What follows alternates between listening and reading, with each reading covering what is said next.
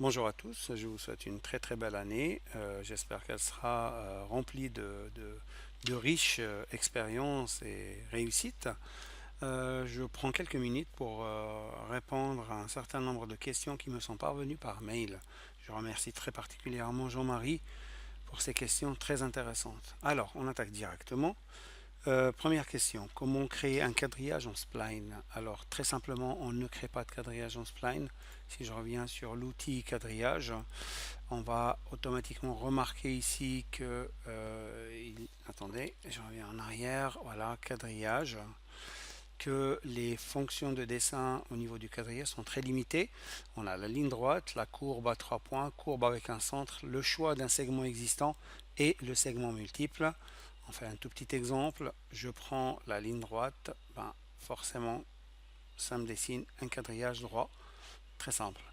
Donc si je prends segment multiple, là aussi, comme je l'avais expliqué, je peux combiner différents segments, tout simplement. Un segment droit, par exemple, que je pourrais combiner avec une courbe à 3 points, comme ceci. Voilà. Et puis que je pourrais finir tout à fait par un segment droit. Allez, on valide.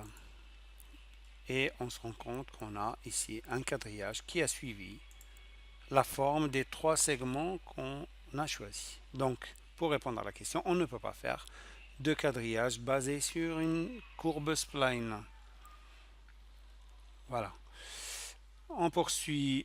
Comment associer une vue plan à un niveau simple? Donc, j'imagine qu'on est en train de parler de l'attribution ou le lien entre un niveau dessiné en coupe et un niveau vue en plan, donc des vues plans. On fait le test tout de suite. Est-ce qu'on a une coupe? Oui, on a une coupe. Je préfère en choisir une autre ou peut-être une vue d'élévation. J'ai une vue d'élévation. Je remarque que dans cette vue d'élévation, j'ai déjà un niveau qui n'est pas attribué à une vue plan, contrairement aux autres. Et on va essayer de faire ce lien-là. Donc très simplement, il faut passer par l'outil vue. Et dans l'outil vue, vous avez ici vue en plan. Dans les vues en plan, on va choisir plan d'étage. Là, je remarque que dans ma fenêtre de présélection, je n'ai que parapet qui est disponible. Effectivement, ici, tous les niveaux sont liés à des vues plans parce qu'ils sont bleus. Et le niveau parapet est un niveau d'application seulement. Et donc, il n'est pas lié à une vue plan. Et on pourra le choisir. Je valide. Et là, je vois qu'il m'a créé un niveau plan. Autre question, c'est comment changer l'ordre des vues plans ici. En fait, l'ordre des vues plans est lié à un ordre alpha numérique, donc alpha alphabétique et numérique. On aurait presque pu dire numérique et alphabétique, parce que du coup, c'est un ordre qui va commencer par un ordre numérique de 0 à l'infini, et un ordre suivi par un ordre alphabétique, donc de A à Z. Ça veut dire que si je souhaite que le niveau qui est là 3 passe en premier, ici, je ne pourrai le faire qu'en changeant son nom. Donc imaginons que ici je mets 00 et je valide. Forcément, il va monter en haut. D'accord? On pourra comme ça réordonner nos vues plans. Question suivante. Comment décomposer une coupe dans une feuille? C'est pas que dans une feuille qu'on peut décomposer une coupe, on peut décomposer une coupe dans la coupe. Allez, on va choisir ça. On va aller sur le niveau 1. On va créer peut-être une coupe. Je prends une coupe comme ceci. Paf. Voilà. Donc j'accède à ma coupe. Je vois que ma coupe ici a sa limitation.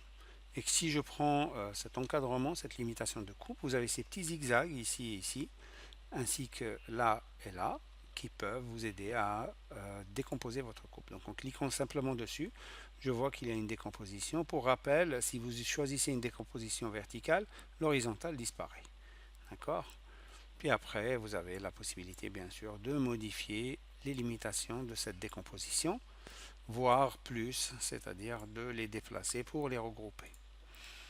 Question suivante. Comment placer une caméra vue 3D, précisément depuis un point de départ?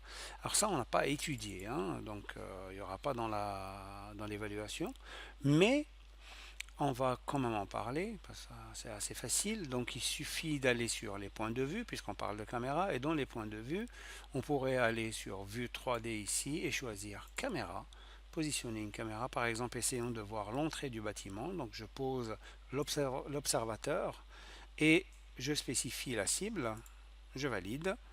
Revit va me proposer automatiquement un point de vue. Donc pour le moment, il n'est pas très bien calibré, mais on pourrait tout à fait le calibrer.